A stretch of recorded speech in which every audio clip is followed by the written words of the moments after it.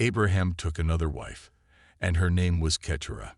She bore him Zimran, Jokshan, Medan, Midian, Ishbak, and Shua. Jokshan became the father of Sheba and Dedan. The sons of Dedan were Ashurim, Letishim, and Leumim. The sons of Midian were Ephah, Epher, Hanok, Abida, and Eldah. All these were the children of Keturah. Abraham gave all that he had to Isaac, but Abraham gave gifts to the sons of Abraham's concubines. While he still lived, he sent them away from Isaac his son, eastward to the east country. These are the days of the years of Abraham's life which he lived, 175 years. Abraham gave up his spirit and died at a good old age, an old man and full of years, and was gathered to his people. Isaac and Ishmael, his sons, buried him in the cave of Machpelah, in the field of Ephron, the son of Zohar the Hittite, which is near Mamre, the field which Abraham purchased from the children of Heth. Abraham was buried there with Sarah, his wife. After the death of Abraham, God blessed Isaac, his son. Isaac lived by Beer Lahai Roi. Now this is the history of the generations of Ishmael, Abraham's son, whom Hagar the Egyptian, Sarah's servant, bore to Abraham. These are the names of the sons of Ishmael, by their names, according to the order of their birth. The firstborn of Ishmael, Nebaioth, then Kedar, Adbeel, Mibsam, Mishma, Duma, Massa, Hadad, Tema, Jeter, Naphish, and Kedemah. These are the sons of Ishmael, and these are their names, by their villages, and by their encampments. 12 princes, according to their nations. These are the years of the life of Ishmael, 137 years. He gave up his spirit and died, and was gathered to his people. They lived from Havilah to Shur, that is before Egypt, as you go toward Assyria. He lived opposite all his relatives. This is the history of the generations of Isaac, Abraham's son. Abraham became the father of Isaac. Isaac was 40 years old when he took Rebekah, the daughter of Bethuel the Syrian of Paddan Aram, the sister of Laban the Syrian, to be his wife. Isaac entreated Yahweh for his wife, because she was barren. Yahweh was entreated by him, and Rebekah his wife conceived. The children struggled together within her. She said, "If it is like this, why do I live?" She went to inquire of Yahweh. Yahweh said to her, "Two nations are in your womb. Two peoples will be separated from your body. The one people will be stronger than the other people. The elder will serve the younger." When her days to be delivered were fulfilled, behold, there were twins in her womb. The first came out red all over, like a hairy garment. They named him Esau. After that, his brother came out, and his hand had hold on Esau's heel. He was named Jacob. Isaac was 60 years old when she bore them. The boys grew. Esau was a skillful hunter, a man of the field. Jacob was a quiet man, living in tents. Now Isaac loved Esau because he ate his venison. Rebekah loved Jacob. Jacob boiled stew. Esau came in from the field, and he was famished. Esau said to Jacob, "Please feed me with some of that red stew, for I am famished." Therefore his name was called Edom. Jacob said, "First, sell me your birthright." Esau said, "Behold, I am about to die. What good is the birthright to me?" Jacob said, "Swear to me first." He swore to him. He sold his birthright to Jacob. Jacob gave Esau bread and lentil stew. He ate and drank, rose up, and went his way. So Esau despised his birthright. There was a famine in the land, in addition to the first famine that was in the days of Abraham. Isaac went to Abimelech, king of the Philistines, to Gerar. Yahweh appeared to him and said, "Don't go down into Egypt. Live in the land I will tell you about. Live in this land, and I will be with you, and will bless you. For I will give to you, and to your offspring, all these lands, and I will establish the oath which I swore to Abraham your father. I will multiply your offspring as the stars of the sky, and will give all these lands to your offspring. In your offspring all the nations of the earth will be blessed, because Abraham obeyed my voice and kept my requirements, my commandments, my statutes, and my laws. Isaac lived in Gerar. The men of the place asked him about his wife. He said, "She is my sister," for he was afraid to say, "My wife," lest, he thought, the men of the place might kill me for Rebekah, because she is beautiful to look at. When he had been there a long time, Abimelech king of the Philistines looked out at a window, and saw, and behold, Isaac was caressing Rebekah, his wife. Abimelech called Isaac, and said, "Behold, surely she is your wife. Why did you say, 'She is my sister'?" Isaac said to him, "Because I said, 'Lest I die because of her.'" Abimelech said, "What is this you have done to us? One of the people might easily have lain with your wife, and you would have brought guilt on us." Abimelech commanded all the people, saying, "He who touches this man or his wife will surely be put to death." Isaac sowed in that land, and reaped in the same year 100 times what he planted. Yahweh blessed him. The man grew great, and grew more and more until he became very great. He had possessions of flocks, possessions of herds, and a great household. The Philistines invite him. Now all the wells which his father's servants had dug in the days of Abraham his father, the Philistines had stopped and filled with earth. Abimelech said to Isaac, "Go away from us, for you are much mightier than we." Isaac departed from there, encamped in the valley of Gerar, and lived there. Isaac dug again the wells of water, which they had dug in the days of Abraham his father, for the Philistines had stopped them after the death of Abraham. He called their names after the names by which his father had called them. Isaac's servants dug in the valley, and found there a well of flowing water. The herdsmen of Gerar argued with Isaac's herdsmen, saying, "The water is ours." So he called the name of the well Esek, because they contended with him. They dug another well, and they argued over that also. So he called its name Sitnah. He left that place, and dug another well. They didn't argue over that one. So he called it Rehoboth.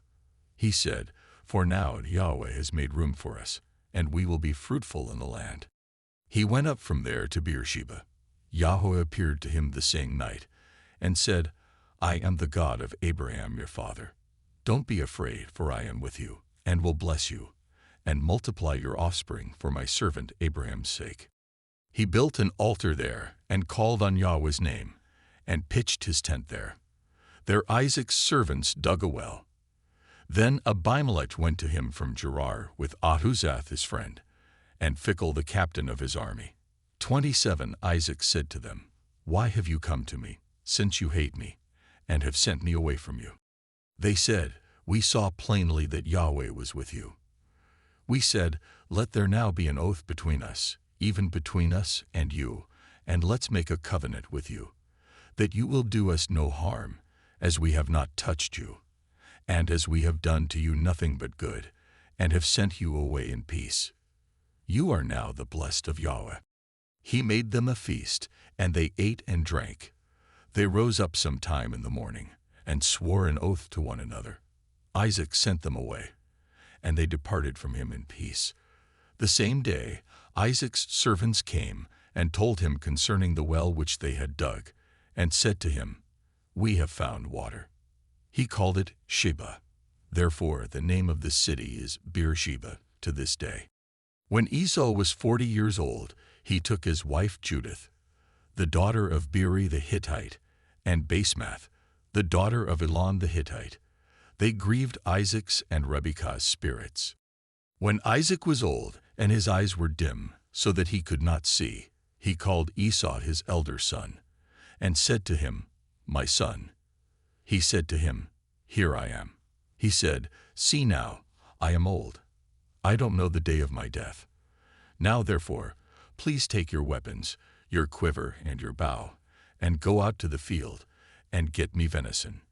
Make me savory food, such as I love, and bring it to me, that I may eat, and that my soul may bless you before I die." Rebekah heard when Isaac spoke to Esau his son. Esau went to the field to hunt for venison, and to bring it.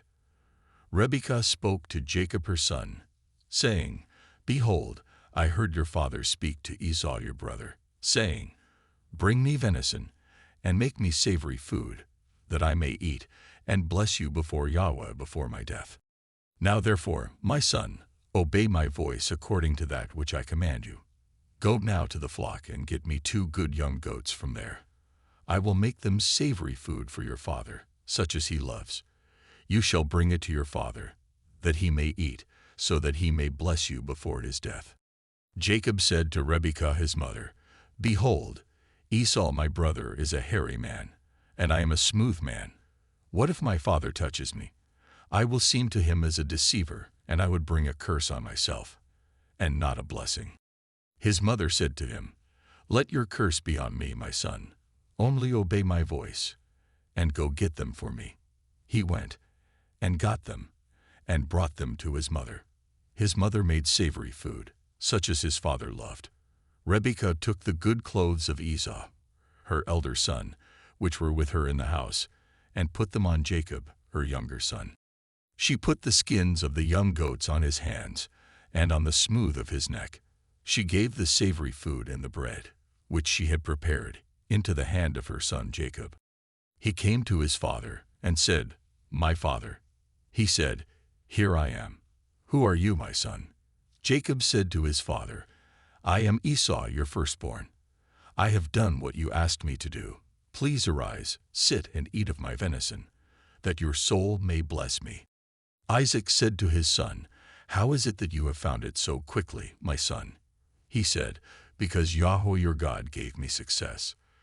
Isaac said to Jacob, Please come near, that I may feel you, my son, whether you are really my son Esau or not. Jacob went near to Isaac his father. He felt him, and said, The voice is Jacob's voice, but the hands are the hands of Esau. He didn't recognize him, because his hands were hairy, like his brother Esau's hands. So he blessed him. He said, Are you really my son Esau? He said, I am. He said, Bring it near to me, and I will eat of my son's venison, that my soul may bless you. He brought it near to him, and he ate. He brought him wine, and he drank. His father Isaac said to him, Come near now, and kiss me, my son. He came near and kissed him. He smelled the smell of his clothing, and blessed him, and said, Behold, the smell of my son is as the smell of a field which Yahweh has blessed. God give you of the dew of the sky, of the fatness of the earth, and plenty of grain and new wine. Let peoples serve you, and nations bow down to you. Be Lord over your brothers. Let your mother's sons bow down to you. Cursed be everyone who curses you. Blessed be everyone who blesses you. As soon as Isaac had finished blessing Jacob, and Jacob had just gone out from the presence of Isaac his father, Esau his brother came in from his hunting. He also made savory food, and brought it to his father. He said to his father, Let my father arise, and eat of his son's venison, that your soul may bless me. Isaac his father said to him, Who are you? He said, I am your son, your firstborn, Esau. Isaac trembled violently, and said, Who, then, is he who has taken venison, and brought it to me? And I have eaten of all before you came, and have blessed him. Yes, he will be blessed. When Esau heard the words of his father, he cried with an exceedingly great and bitter cry, and said to his father, Bless me, even me also, my father. He said, Your brother came with deceit, and has taken away your blessing. He said, Isn't he rightly named Jacob? For he has supplanted me these 2 times. He took away my birthright. See, now he has taken away my blessing. He said, Haven't you reserved a blessing for me? Isaac answered Esau, Behold, I have made him your lord, and all his brothers I have given to him for servants. I have sustained him with grain and new wine. What then will I do for you, my son? Esau said to his father, Do you have just one blessing, my father? Bless me, even me also, my father. Esau lifted up his voice and wept. Isaac his father answered him, Behold, your dwelling will be of the fatness of the earth, and of the dew of the sky from above. You will live by your sword, and you will serve your brother. It will happen, when you will break loose, that you will shake his yoke from off your neck. Esau hated Jacob because of the blessing with which his father blessed him. Esau said in his heart, "The days of mourning for my father are at hand. Then I will kill my brother Jacob." The words of Esau, her elder son, were told to Rebekah. She sent and called Jacob, her younger son, and said to him, "Behold, your brother Esau comforts himself about you by planning to kill you. Now therefore, my son, obey my voice. Arise, flee to Laban, my brother, in Haran. Stay with him a few days, until your brother's fury turns away, until your brother's anger turns away from you, and he forgets what you have done to him. Then I will send and get you from there. Why should I be bereaved of you both in one day?" Rebekah said to Isaac, "I am weary of my life because of the daughters of Heth. If Jacob takes a wife of the daughters of Heth, such as these, of the daughters of the land, what good will my life do me?"